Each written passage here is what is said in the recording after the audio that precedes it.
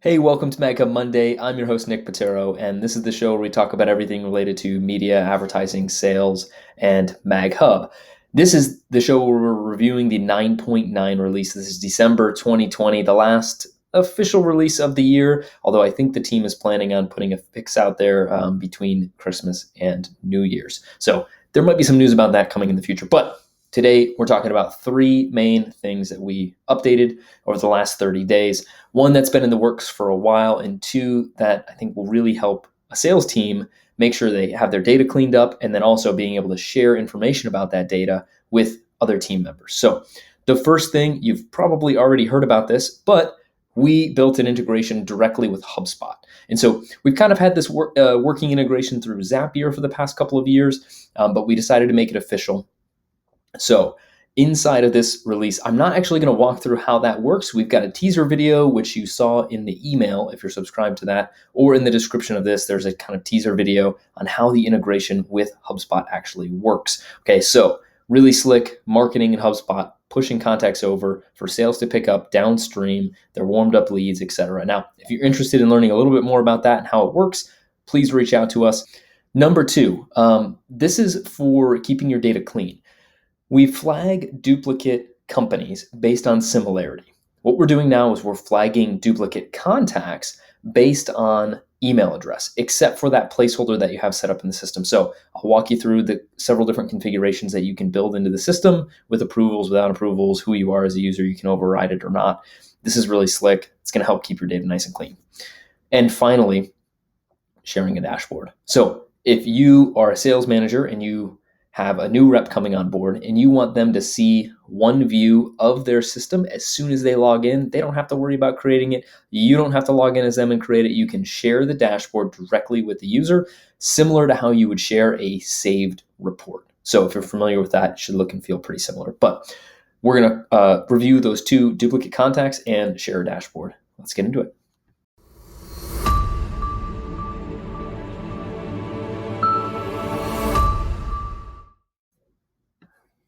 Hey everybody, let's go ahead and get into it. So the first one that I want to show is the contact duplicate check. So the way that you set this up is you go into the settings and you go to system configuration, and then you're going to jump directly into the contact section. So under contacts, you've got a couple of additional options here. So this first one is the one you want to look for. Require a unique email address on a contact. So check this as yes, hit save, and then run a quick test. So what I'm going to do here is I'm going to create a contact that I know already exists in the system. So myself, Nick Patero, and remember, it won't flag this because it's the placeholder that I have set up as a system value. So you can create as many of these here with placeholder as you want to, but anything that's not the placeholder will get flagged. So I fill this out, I hit create and continue. It says, oh, hey, that already exists. And here are all of the other contacts that exist in the system with that same email address. I have a couple of options here, and you can, take a look at these. But, basically viewing or editing, or actually jumping in there and requesting access or ownership of that contact. This button down at the bottom will give you a full report. So this is just a handful. Obviously, in my test system, there are a lot more. But that's basically how it works. So it's going to stop everybody.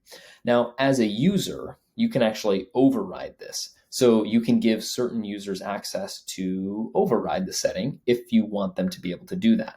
So say there's a manager or someone, maybe in the operations team that needs to be able to override this for whatever reason.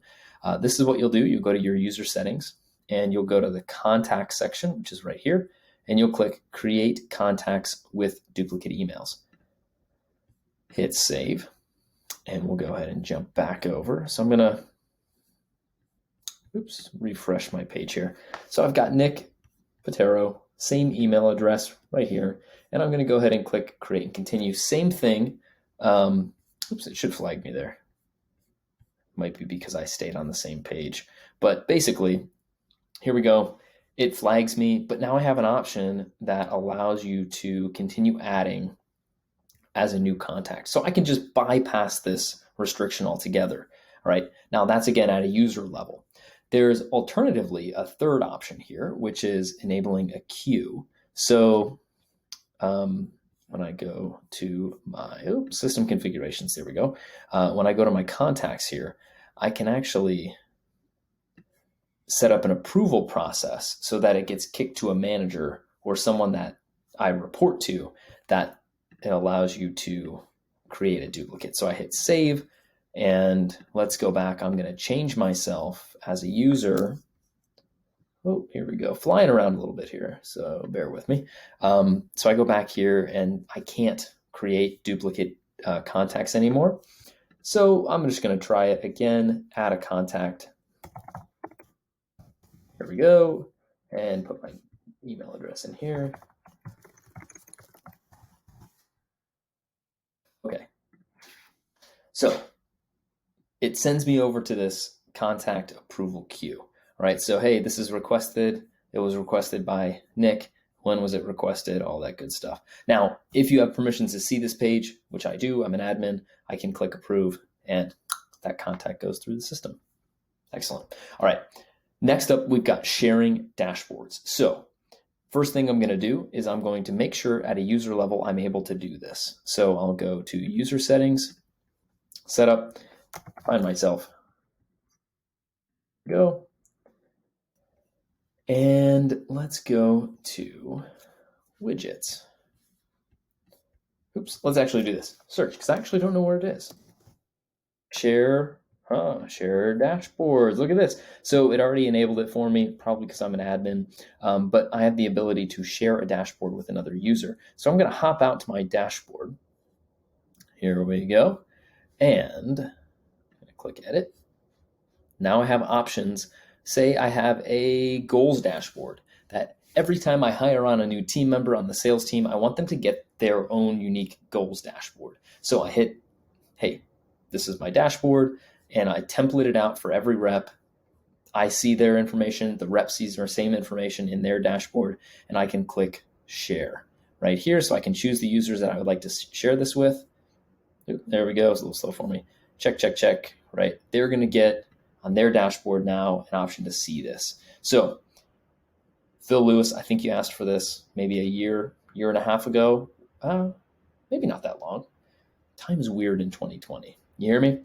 Anyways, Phil, a lot of it was inspired by you. So thanks for the feedback, guys. This is how you can share your dashboards, very similar to how you share your saved searches. So good luck. Have a great week. I will see you on next Monday, last Monday of the year. All right. See ya.